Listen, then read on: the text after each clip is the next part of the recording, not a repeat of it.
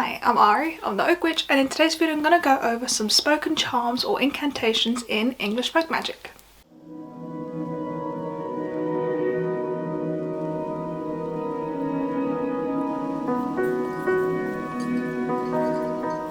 So spoken charms are pretty much what it says in the name. They are charms that are spoken aloud.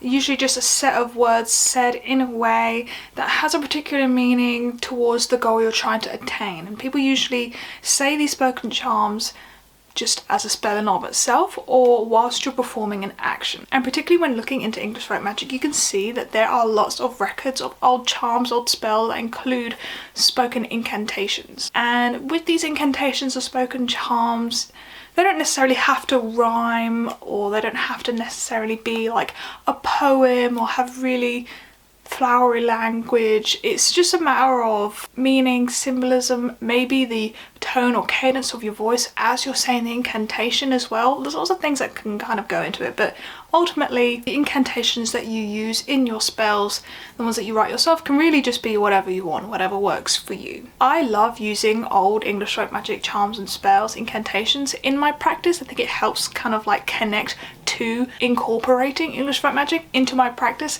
so I love doing it. And there are so many spoken charms, but I wanted to give some which are a bit more heavily recorded and substantiated in English folk magic records. So that's what I'll be going over today.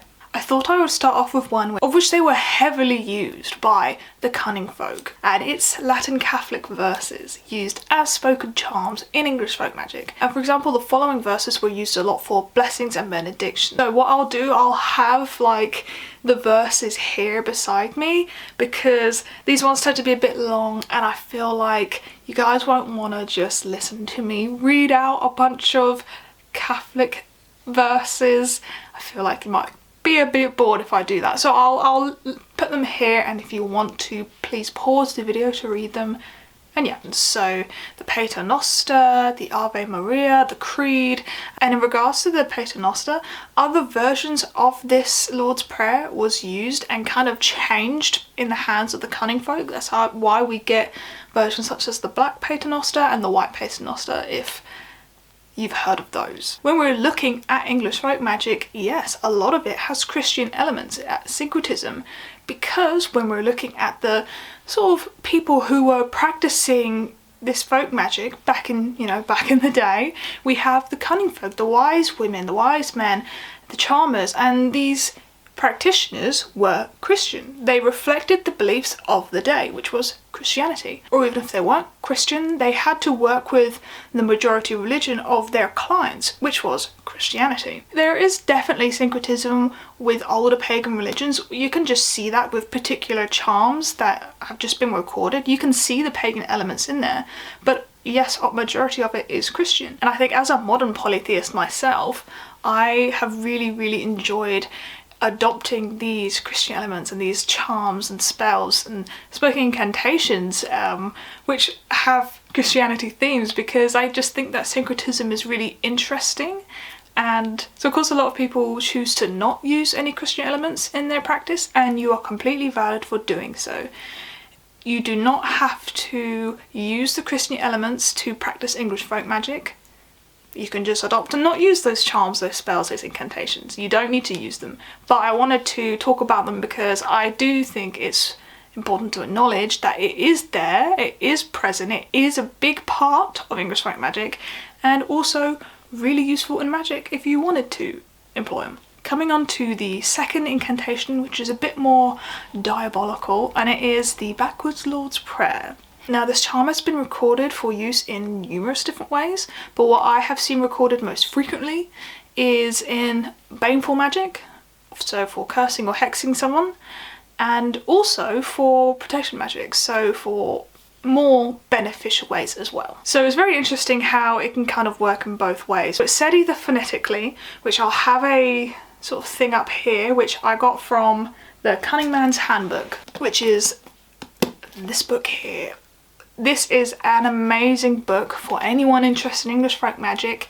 It is exactly what it says on the title. It's a cunning man's handbook, a cunning person's handbook, and it's just stockpiled full of great information, very academic, historical.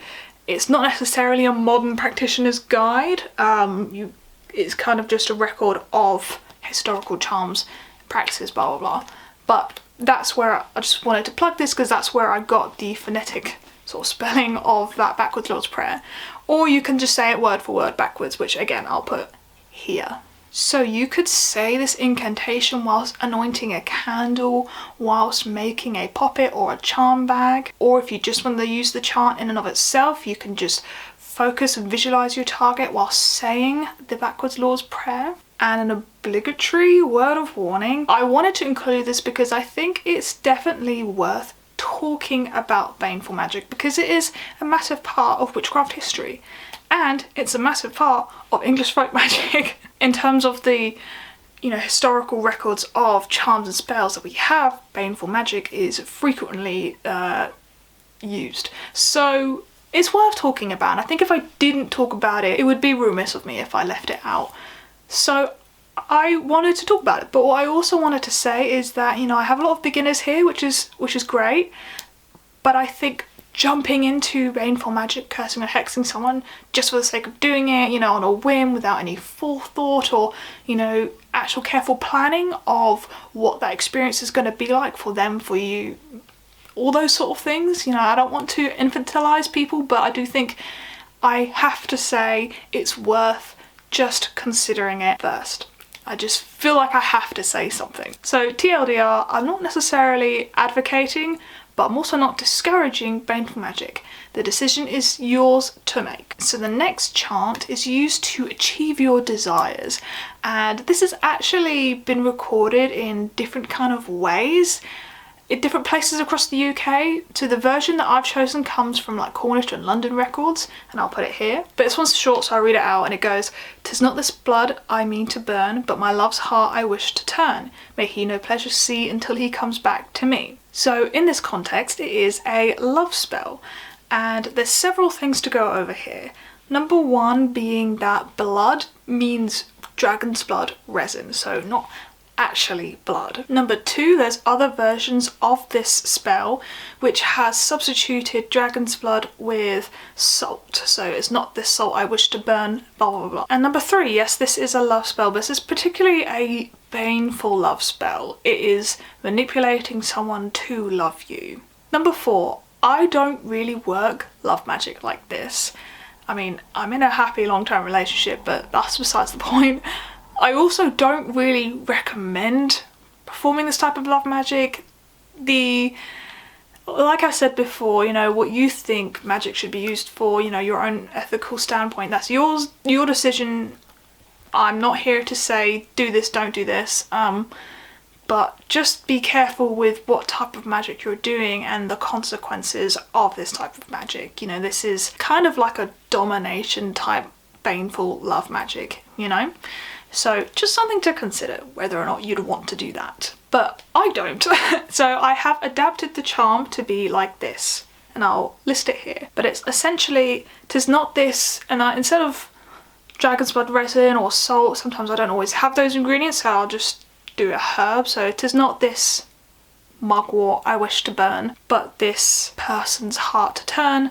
May they neither rest nor happy be until they start something for me. So, for example, you are trying to get someone to tell the truth to you. You know that they're lying to you and you just want the truth. You might want to say, "'Tis not this rosemary," or a herb for communication, "I wish to burn, but this liar's heart to turn." I don't know, the person who's lying to you to turn. "May they neither rest nor happy be until they tell the truth to me." If you didn't really like the fact that it's may they not rest or be happy until they do this action to you, you could change that third line to whatever you want. Just make sure that the last word rhymes with me, so it kind of flows nicely. So you can change up the charm if you want, and I think that is the beauty of folk magic, to be honest, and it's something which George talks about in this book, adapting these old charms, these old folk magic spells to modern age. There's a lot of old English folk magic charms and spells which are really interesting to read about and to research, but I won't do them because they either involve animal cruelty or they involve ingredients which are like really hard for me to get, and it wouldn't be a great spend of my money, and you know, things like that. So I do find that it's worth acknowledging that you can adapt these spells to what suits you, and that's the beauty of magic.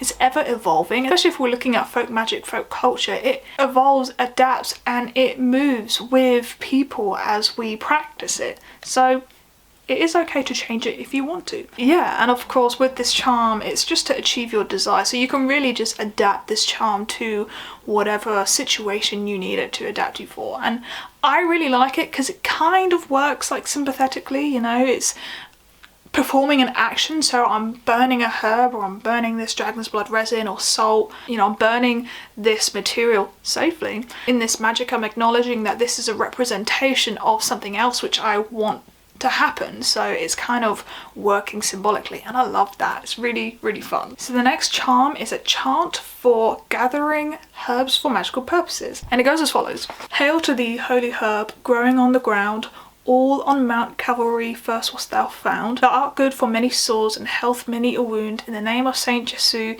I take thee from the ground. And it's also said that if you mutter this charm whilst you're making your oils, your elixirs, you know, your products that you're making from the herb that you've gathered, it contributes to the efficacy greatly. So that's also something very fun. So of course you can kind of adapt elements of this charm if, for example, you didn't want to include the saint's name in there, or if you wanted to mix up, for example, where it says thou art good for many sores and heal many a wound. If you wanted to change it up, for example, with thou art good for defense, blah blah blah, and protection. You know, if you wanted to mix up what is good for the herb itself that you're gathering is associated with, then that's a nice way to adapt the charm to what specific herb you're gathering. But even if you didn't want to use this charm, what we can take from it is that there were practices involved in the gathering of these herbs when we're looking at the Cunning-folk, or, you know, these wise people that were folk medicinal practitioners. You know, they used these plants and they incorporated magic in this process of actually gathering the herb, connecting with the plant like that to use in, you know, their healing purposes. So there was a whole sort of ritualistic approach to that process, and I think that's really, really interesting, and that's something we can definitely borrow as an idea in the structure of folk magical practice. So make your own gathering herb charm. I definitely have my own, and I have my own when I'm connecting to the local land, outside nature, and when my plant's in my house. It's just a way to connect with the plant and bond with that spirit, and, you know, as a spirit ally. So definitely very fun. And the last charm is used specifically, and I quote, to frustrate the power of the malefic witch. So this is essentially an uncrossing. So a witch, or, you know, a magical practitioner has caused you harm, that has sent baneful energy, magic your way, and you want to essentially get rid of that, uncross yourself by sort of sending it back to that witch, that magical practitioner, or just to weaken their power.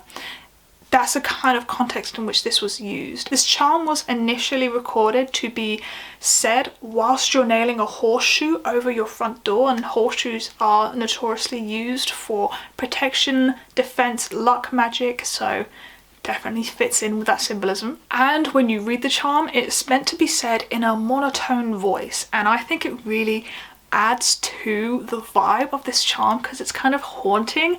I love this charm.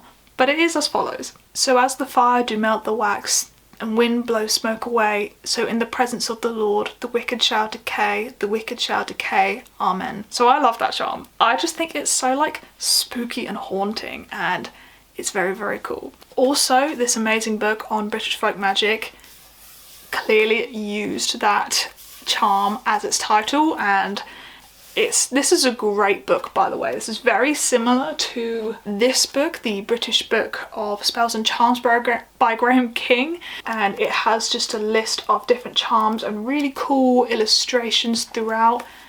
Very, very good book. Definitely recommend. I'll probably do a recommended English folk magic books again, like I know I've done one before, but I'm going to do a part 2, so watch out for that, and I will talk about some of these books in a bit more depth. But yes, back to the charm. So of course this is another charm which has Christian elements when we talk about "so in the presence of the Lord," and at the end where it says Amen. And if you really wanted, you can adapt those elements. You know, if you really didn't feel comfortable with the Christian elements, you can just change them up if you wanted to. Do remember that this practice, witchcraft, your magical practice, it is something that is your own. You know, so long as you're not massively disrespecting other cultures and, you know, all that sort of other groups of people, it is important to recognise that it is your own practice. So if you want to change up these things, change them up, okay? It's fine. But I find that the charm in and of itself is very cool, very powerful. It's very symbolic as well. I love the like imagery that it kind of writes.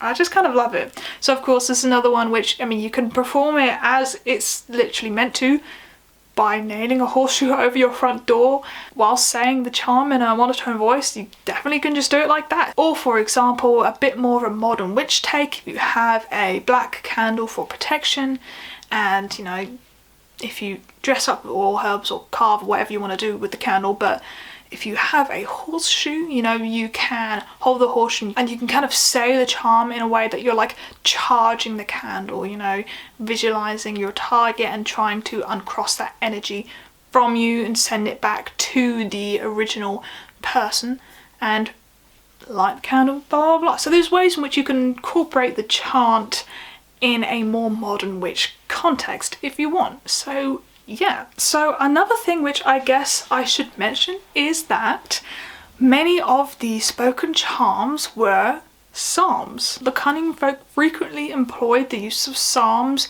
in many different types of magic, for healing, for protection, for cursing, blah blah blah. There are so many contexts in which psalms were used, and a book which goes over this well is The Charm of Psalter by Gemma. It's very short. I was actually kind of surprised at how short it was, but obviously it's very small, but essentially she just lists the psalms and which context they're used for. So kind of handy, it's quite interesting, and to be honest, that could be a whole video in of itself. So I won't really go over some specifically, but I thought I should mention it as something which is a big part of English folk magic. So perhaps if you are interested in that, I could do a video on that, but I'll be honest, specifically with psalms, that's something I'm only just incorporating in my own practice. So I feel hesitant to talk about it because it's not something that's quite substantiated in my own craft, so I don't have a lot of experience with it. But I'm happy to still do a video if people want to. It'll just be more of a academic research side perspective. So just thought I'd say that. But yeah, that's it from me today in this video. I hope you enjoyed it. I hope this was interesting if you learned anything new.